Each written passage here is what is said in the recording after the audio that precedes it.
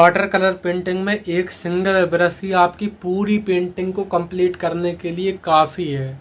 लेकिन अगर इसी ब्रश का सिलेक्शन गलत हो जाए तो यही ब्रश आपकी पूरी पेंटिंग को ख़राब भी कर सकता है। वाटर कलर दुनिया का सबसे ज़्यादा यूज़ किया जाने वाला कलर मीडियम है, क्योंकि एक तो ये बजट फ्रेंडली होता है, दूसरा इजीली अवेलेबल होता है।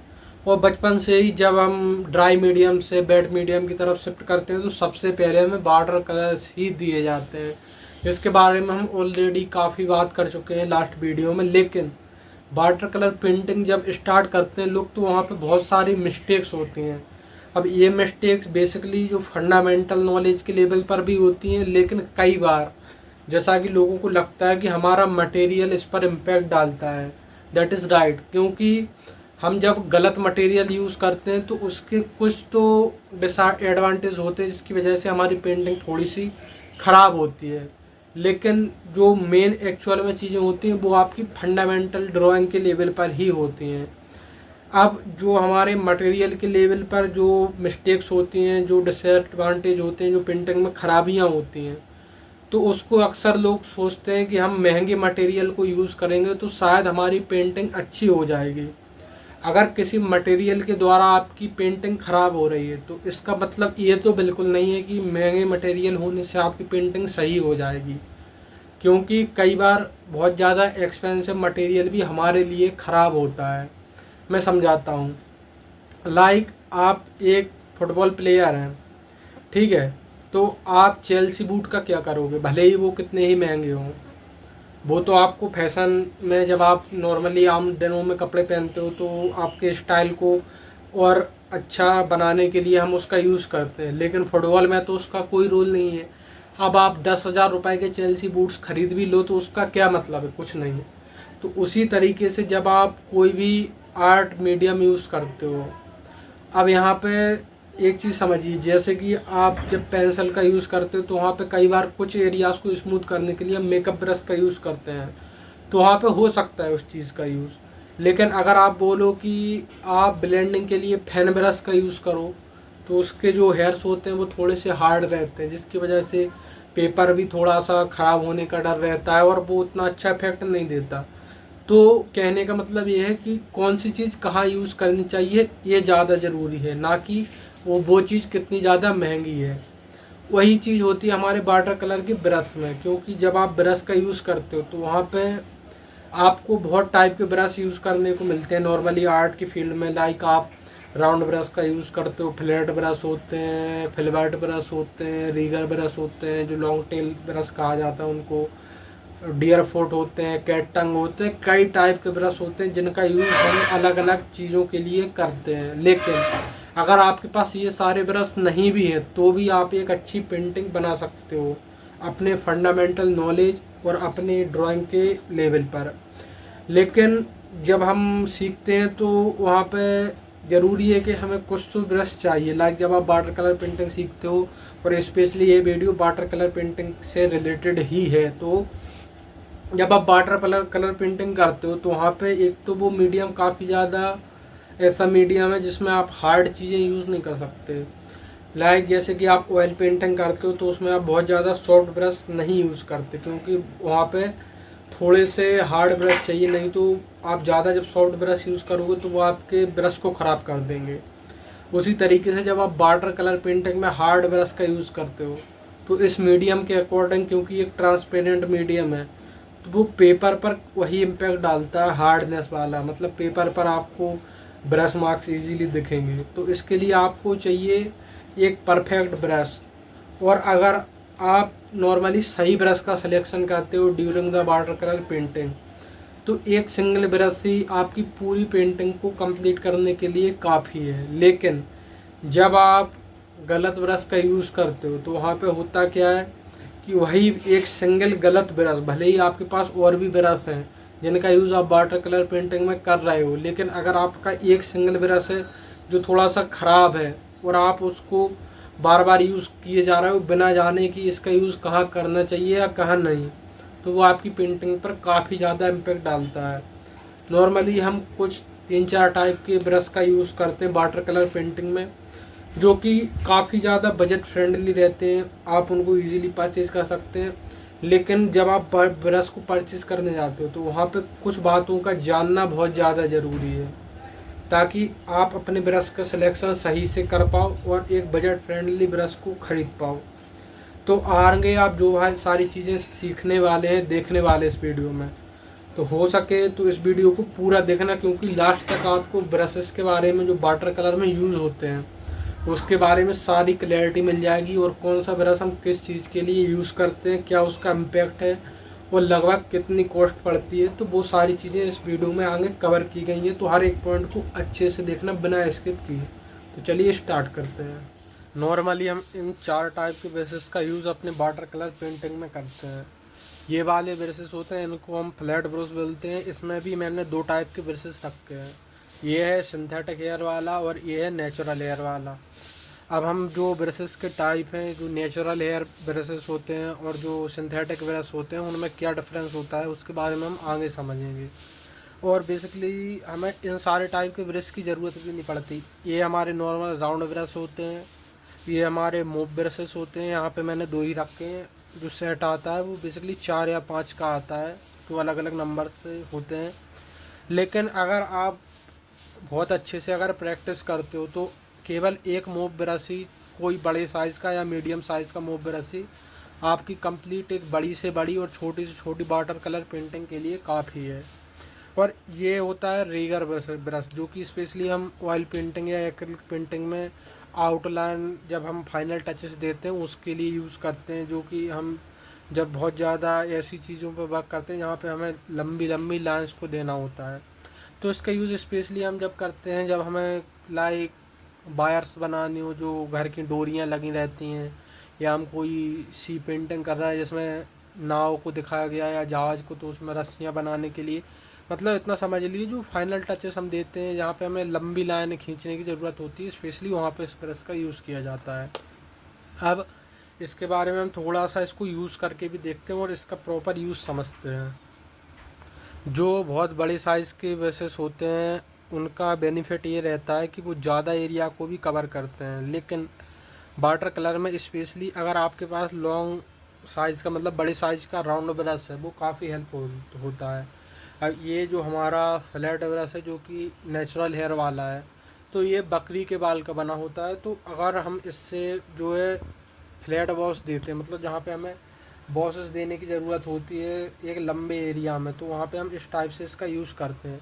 अब इसका बेनिफिट क्या रहता है कि जो फ्लो रहता है पानी का, वो इसमें ज़्यादा पानी भर जाता है, जिसकी वजह से आप एक टाइम में एक लंबे एरिया को ईज़िली कवर कर सकते हैं।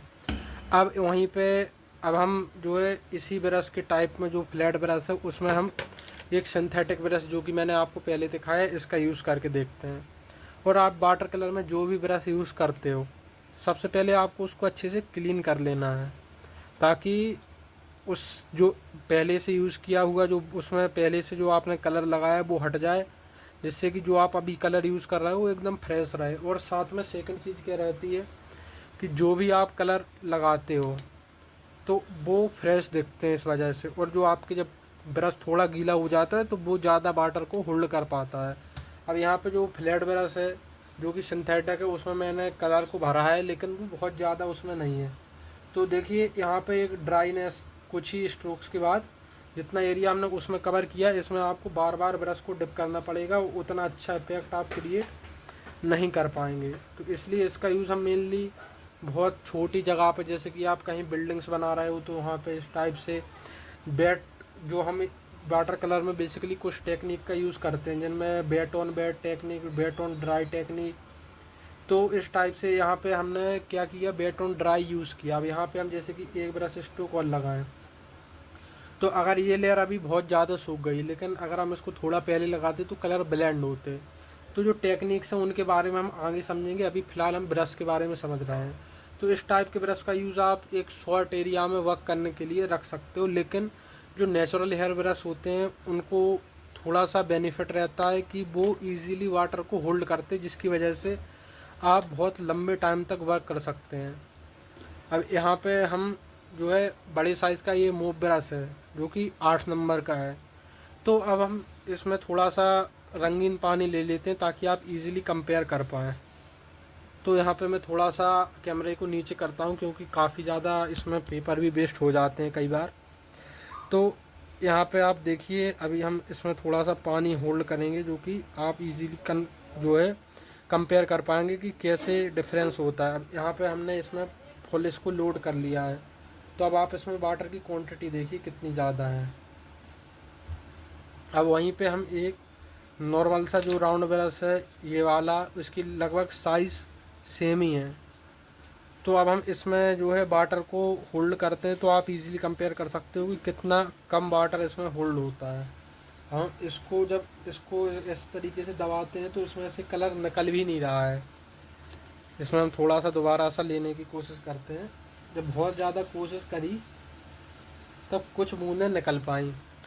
तो यही डिफरेंस होता है नॉर्मली एक नेचुरल हेयर ब्रश में और एक सिंथेटिक ब्रश में। जो सिंथेटिक ब्रश होते हैं वो फाइबर के बने रहते हैं, सिंथेटिक के बने रहते हैं, जिसकी वजह से वो वाटर को उतना ज़्यादा होल्ड नहीं कर पाते। जबकि जो नेचुरल ब्रश रहते हैं वो स्पेशली बकरी के बाल से, गिलहरी के बाल से और इसी टाइप के जानवर, जो हॉक बोलते एक जानवर होता है, घोड़े टाइप का होता है, उसके बाल से बनाते हैं। क्योंकि इनमें जो नेचुरली जो प्रकृति के द्वारा दी गई एक क्वालिटी होती है कि वो वाटर अपने ज़्यादा एब्जॉर्ब कर लेते हैं। तो जब आप नेचुरल हेयर ब्रशेस यूज़ करते हो और स्पेशली मोप ब्रश यूज़ करते हो तो वहाँ पे आप इजीली देखते हो कि वाटर किस तरीके से होल्ड कर पाता है वो। तो आप एक लंबे टाइम तक एक बड़े एरिया में इजीली वर्क कर पाते हो। अब एक और चीज़ है, जैसे कि मार्केट में सिंथेटिक ब्रश भी दो टाइप के आते हैं, और अगर आप बिगनर हैं तो आपको बहुत ज़्यादा महंगे ब्रश लेने की ज़रूरत भी नहीं पड़ती है, क्योंकि मार्केट में जो सॉफ्ट हेयर ब्रश भी आते हैं जो कि सस्ते दाम में आते हैं। जैसे कि ये वाला ब्रश है, हालांकि मेरे पास छोटे साइज़ का है, तो ये वाला ब्रश अराउंड 10-15 रुपए का पड़ा है। इसके हेयर काफ़ी ज़्यादा सॉफ्ट है सिंथेटिक ब्रश के कंपैरिजन में। अब डिफरेंस क्या होता है, जब आप सॉफ्ट ब्रश यूज़ करते हो तो उससे पेपर पर ब्रश मार्क्स नहीं बनते हैं। आप इजीली उस पर इजीली जब आप उससे वर्क करते हो तो काफ़ी स्मूथ टेक्सचर मिलता है और कलर भी वो अच्छे से फ्लो हो पाता है। एंड सेकंड चीज़, अगर आप वाटर कलर ब्रश यूज़ करते हो तो यहाँ पे एक डिफरेंस रहता है कि जो नेचुरल हेयर ब्रश होते हैं उनको थोड़ा सा संभालना पड़ता है, क्योंकि जब आप कोई भी लाइक मोप ब्रश है या सॉफ्ट हेयर वाला जो आपका जो नॉर्मल सा राउंड ब्रश है, तो उसमें होता क्या है कि जब आप उसको लंबे टाइम तक छोड़ देते हो तो जैसा कि आपने देखा, मैंने इसको थोड़ा सा प्रेस किया तो ये टेढ़ा हो गया। जबकि आप एक जो है सिंथेटिक ब्रश को अगर टेढ़ा करो तो वो नॉर्मल हो जाता है, क्योंकि उसके भी हेयर थोड़े से टाइट रहते हैं। जबकि इसको आपने मोड़ दिया तो वो मुड़ जाते हैं, तो इसकी वजह से इसको थोड़ा सा संभाल के रखना पड़ता है। अब अब रहा सवाल कि आप एज अ बिगिनर, यहाँ पे मैंने लगभग सभी ब्रश को यूज़ करके आपको दिखा दिया। तो एज अ बिगिनर आपको सबसे पहले तो बहुत ज़्यादा इस टाइप के पतले ब्रश यूज़ नहीं करने हैं, क्योंकि जब आप इस टाइप से पतले ब्रश को यूज़ करते हो तो आप वहाँ पे हर छोटी छोटी डिटेल को देखने लगते हो कि हाँ ये घर है, ये इसमें पत्ते लगे हैं। अगर मैं एक पेड़ बना रहा हूँ तो इसमें जैसे यहाँ पे पेड़ बनाया तो हर एक पत्ते को, अब वाटर कलर का क्या मोटिव रहता है कि आपने बनाया और आप वहाँ पे जस्ट ब्रश स्ट्रोक्स में काम करते हो। यहाँ पे इम्प्रेशन बहुत ज़्यादा इम्पोर्टेंट है, कंपेरिजन ऑफ डिटेल्स। अब यहाँ पे मैंने दे दिया। अब ये एक ब्रश का जो मैंने अभी जो बनाया तो ये एक पेड़ का इम्प्रेशन क्रिएट कर रहा है, राइट। तो यहाँ पे आपको बस यही चीज़ सीखनी है। जब आप बहुत ज़्यादा छोटे साइज़ का ब्रश यूज़ करते हो तो नेचुरली आप डिटेलिंग्स पे ध्यान देते हो कि हाँ मुझे डिटेल करना है, तो वो चीज़ काफ़ी ज़्यादा अवॉइड होती है जब आप एक बड़े साइज़ का इस टाइप के साइज़ के ब्रशेस को यूज़ करते हो। और अगर आप एकदम से बिगनर हो, बहुत ज़्यादा आपको ये लग रहा है कि पैसे खर्च होंगे, मोप ब्रश क्योंकि बहुत ज़्यादा महंगे आते हैं, अराउंड 1000 या 1500 रुपये के आते हैं, जो कि 4 मिलते हैं उसमें। ये ब्रस्टो कंपनी के हैं और काफ़ी अच्छे रिजल्ट्स हैं इसके। लेकिन अगर आप एकदम बिगनर हो तो आप कोई भी राउंड ब्रश यूज़ कर सकते हो। थोड़ा सा उनके जो हेयर्स हैं वो थोड़े से सॉफ्ट होने चाहिए, और स्पेशल चीज़ होनी चाहिए कि उनकी जो टिप है वो काफ़ी ज़्यादा स्मूथ होनी चाहिए। जैसे कि अगर हम इन ब्रशेस को पानी में डिप करें तो एक नेचुरली वो खुद ही पीछे की तरफ से, यहाँ से मैं दिखाता हूँ कैमरे पे, कि एक स्मूथ टिप बनाते हैं जिसकी वजह से आप बहुत ज़्यादा पतली लाइन को ईजीली खींच सकते हो। अब जो ब्रश होते हैं वो वर्क किस तरीके से करते हैं, जब आप बहुत कम प्रेशर का यूज़ करते हो तो आप उसी ब्रश से पतली लाइन खींच सकते हो। जब आप उससे ज़्यादा प्रेशर का यूज़ करते हो तो वो जो उसके हेयर्स हैं वो थोड़े से फैलते हैं, तो उसकी वजह से लाइन मोटी होती है। अब यहाँ पे हम थोड़ी सी और मोटी लाइन का यूज़ करते हैं, अब यहाँ पे हम और ज़्यादा मोटी लाइन, तो एक ब्रश काफ़ी ज़्यादा बहुत ज़्यादा काम कर सकते हैं। सेम चीज़ आप अगर अलग अलग एरिया में वर्क करना चाहते हैं तो एक सिंगल ब्रश काफ़ी हेल्पफुल होता है। तो मूव ब्रश कोई ज़रूरी नहीं है कि आप स्टार्टिंग में मूव ब्रश से ही स्टार्ट करें। आप नॉर्मल सा राउंड ब्रश, ये जैसे कि राउंड ब्रश है तो इससे भी आप, मैं थोड़ा सा कैमरे को ऊपर कर देता हूँ ताकि आप क्लियरली सारी चीज़ें देख सकें। तो ये राउंड ब्रश है तो इससे भी आप नॉर्मली सारे वर्क कर सकते हो। जैसे कि यहाँ पे हम जो पेड़ है उसमें थोड़ी सी लाइट लाइन्स को खींचते हैं, तो यहाँ पे आप एक पतली लाइन भी खींच सकते हो, एक थोड़ी सी मोटी लाइन भी खींच सकते हो, एक बहुत ज़्यादा मोटी लाइन भी ईजीली खींच सकते हो। तो यहाँ पे सबसे ज़्यादा ज़रूरी चीज़ है आपका कंट्रोल जो ब्रश के ऊपर है, कि आप कितना ज़्यादा उसको प्रेस कर रहे हो। जो ब्रश होते हैं उनके सभी के अलग अलग यूज़ होते हैं। लाइक जब आप नॉर्मल सा राउंड ब्रश यूज़ करते हो तो उसको आप अलग पर्पज़ के लिए यूज़ करते हो। जो नॉर्मल से फ्लैट ब्रश होते हैं उनका अलग पर्पज़ रहता है, मूव ब्रश का अलग पर्पज़ रहता है। तो जो ब्रश होते हैं उनका पर्पज़ तो अलग रहता है। और जो रीगर ब्रश है जिसका मैंने आपको जिक्र किया था, तो उसका यूज़ हम स्पेशली इस टाइप से लंबी लंबी लाइंस खींचने के लिए, जो कि एक फाइनल टचेस जब हम देते हैं किसी पेंटिंग में उस टाइम पे यूज़ होती हैं। तो इसमें वाटर एक तो कम होल्ड होता है और इसके जो बाल होते हैं वो काफ़ी ज़्यादा लंबे होते हैं, जिसकी वजह से आप इजीली लंबी लंबी लाइन को अपने अकॉर्डिंग यूज़ कर पाते हो। जैसे कि इस तरीके से आप इजीली इफेक्ट क्रिएट कर सकते हो। लाइट जो इलेक्ट्रिसिटी वायर्स होती हैं, अब हम मुझे एक खम्भे को दिखाना है जिससे कई सारी ऐसी लाइट की तारें जा रही हैं, तो हम उसको इजीली इस टाइप से दिखा सकते हैं इस टाइप के ब्रश से। तो नॉर्मली आपको कुछ ज़्यादा ब्रश लेने की ज़रूरत नहीं है। आप कोई भी 150 रुपये के एक दो राउंड ब्रश जो इजीली मार्केट में अवेलेबल है, जैसे कि 8 नंबर या 10 नंबर, जो थोड़ी सी आपको फोर्स करें कि आप उस पर कंट्रोल पाएँ। लाइक अगर जब हम वाटर कलर से ब्रश की प्रैक्टिस करते हैं तो हमें एक बॉक्स बना लेते हैं। लाइक इस टाइप से हमने बॉक्स को बनाया। अब हमारा काम है, जो स्पेशली गलतियाँ होती हैं वो होती क्या है कि कलर बॉक्स के बाहर फैलता है, जिसके दो रीजंस रहते हैं। एक तो आपका ब्रश ख़राब है, क्योंकि जब ब्रश ख़राब रहता है तो उसके हेयर कुछ इस टाइप से आगे पीछे ऐसे निकले रहते हैं, और जब आपने उसको इस तरीके से लगाया तो बाहर की साइड ऑटोमेटिकली लाइन बन जाती है। तो आपको ये देखना है कि आपकी जो टिप है वो काफ़ी स्मूथ बने, मतलब गोल्ड बने। यहाँ पे एक टिप होनी चाहिए पेन की तरह, तो इससे कलर लगाने पर वो कलर फैलते नहीं हैं और आपका कंट्रोल बेहतर रहता है। और इस चीज़ को चेक करने के लिए आप एक चीज़ कर सकते हैं, जब आप मार्केट में जाते हैं तो जो ब्रश होते हैं उनके ऊपर गोंद लगी रहती है, जिसकी वजह से वो ऑटोमेटिकली आपको ऐसे लगते हैं कि हाँ इनमें इनकी टिप अच्छी है। लेकिन आप इजीली स्टेशनरी शॉप पे पीने का पानी तो मिल ही जाएगा, तो उनसे थोड़ा सा पानी लेके ब्रश को पानी में थोड़ा सा उसको डिप करके साफ़ करिए। उस ऐसा मत करना कि उसी के पीने के बर्तन में आप करने लगो। हाथ में थोड़ा सा पानी लेना, वो ब्रश को थोड़ा सा उसमें डिप करके उसकी गम को हटा लेना जो उसमें ग्लू लगी रहती है। उसके बाद अगर उसकी टिप वापस से बहुत ज़्यादा अच्छी है तो आप उस ब्रश को ले सकते हैं। वाटर कलर का मतलब ये नहीं होता कि आपको महंगे ही ब्रश चाहिए। आप सिंपल से नॉर्मल से ब्रश का यूज़ करके ही कोई भी वाटर कलर पेंटिंग बना सकते हैं अच्छे लेवल पर। लेकिन सवाल ये है कि वाटर कलर एक सबसे ज़्यादा डिफ़िकल्ट कलर मीडियम है, क्योंकि यहाँ पे वाटर की इम्पोर्टेंस ज़्यादा होती है। तो यहाँ पे प्रैक्टिस ज़्यादा करनी पड़ती है, क्योंकि अक्सर लोग सोचते हैं कि शायद मेरा ब्रश ख़राब है या मेरे ब्रश में प्रॉब्लम है या पेपर में या कलर्स में प्रॉब्लम है, जो कि काफ़ी ज़्यादा बोरिंग सी बात है।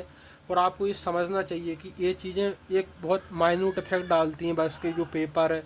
अब यहाँ पे जो मैं एक स्केचिंग पेपर यूज़ कर रहा हूँ 150 GSM का, तो आप यहाँ पे इस पेपर पर भी काफ़ी अच्छे रिजल्ट्स पा सकते हैं, जो कि मैं ऑलरेडी जितनी भी प्रैक्टिस करता हूँ, रफ प्रैक्टिस करता हूँ, तो वो इसी टाइप के पेपर्स पर मैं करता हूँ। ताकि एक तो ये पेपर बहुत ज़्यादा कॉस्टली नहीं रहते हैं, क्योंकि जब आप प्रैक्टिस करते हो तो बहुत ज़्यादा पेपर वेस्ट होते हैं। तो आपको बहुत ज़्यादा एक्सपेंसिव पेपर भी यूज़ नहीं करने, एक नॉर्मल से जो पेपर होते हैं उनको यूज़ करना, ताकि ज़्यादा से ज़्यादा प्रैक्टिस हो सके। तो बस यही चीज़ें रहती हैं जो आपको as a beginner water colour अगर आप स्टार्ट कर रहे हैं तो एक ब्रश को लेते टाइम ध्यान रखनी है। और अगर आप परचेज़ कर सकते हैं इस टाइप के मूव ब्रशेस तो आप ले सकते हैं, कोई बहुत उसमें वो नहीं है कि लेना चाहिए कि नहीं लेना चाहिए, आप इसको ले सकते हैं अपने अकॉर्डिंग जैसा आपका बजट है। बस फोकस ये करिए कि आप बड़े साइज़ के ब्रशेस का ही यूज़ करिए प्रैक्टिस के लिए। आई होप कि आपने अभी ब्रशेस के बारे में जितना भी कुछ जाना है, सीखा है, वो आपके लिए काफ़ी हेल्पफुल रहा होगा, आपका काफ़ी ज़्यादा माइंड भी ओपन हुआ होगा। तो बेसिकली आपको इन सारे ब्रश की स्टार्टिंग में ज़रूरत नहीं पड़ती। जब मैंने भी स्टार्ट किया था तो मैंने भी इन सारे ब्रश को नहीं लिया था, मेरे पास कुछ 2-4 ब्रश ही थे जो स्पेशली जो राउंड ब्रश इजीली मार्केट में अवेलेबल हो जाते हैं वही ब्रश थे। बाकी फिर जैसे जैसे टाइम बढ़ता गया तो मैंने इन ब्रशों को भी परचेज़ कर लिया जैसी मुझे ज़रूरत लगी। तो अगर आप एकदम से बिगनर हैं, वाटर कलर पेंटिंग अभी स्टार्ट करने जा रहे हैं, तो नॉर्मली मार्केट से जाके शॉप से वाटर कलर ब्रश जो राउंड ब्रश होते हैं वो ले सकते हैं। थोड़े से बड़े साइज़ के लीजिएगा 1-2 ब्रश, ताकि आप बड़े एरिया में वर्क कर सको। तो 1-2 ब्रश तो आपके पास बड़े होने ही चाहिए जो कि राउंड होने चाहिए। बाकी अगर आपकी पास इतना बजट है कि आप मूव ब्रशेस ले सकते हैं तो एक सेट आप ले सकते हैं, तो फिर आपको राउंड ब्रश लेने की ज़रूरत भी नहीं पड़ेगी। बाकी आपके लिए और ब्रश लेना स्टार्टिंग में कोई कंपलसरी नहीं है। और आने वाले वीडियोस में हम वाटर कलर कौन से आपके लिए सही रहेंगे और कौन से पेपर सही रहेंगे और क्या क्या टेक्निक्स होते हैं उनके बारे में भी सारी चीज़ें कवर करेंगे। तो इस पेज से कनेक्ट रहिएगा ताकि आप भी वाटर कलर पेंटिंग को स्टेप बाय स्टेप सही तरीके से सीख सकें और वाटर कलर पेंटिंग को अच्छे से कर पाएँ। तो अब चलिए मिलते हैं नेक्स्ट वीडियो में।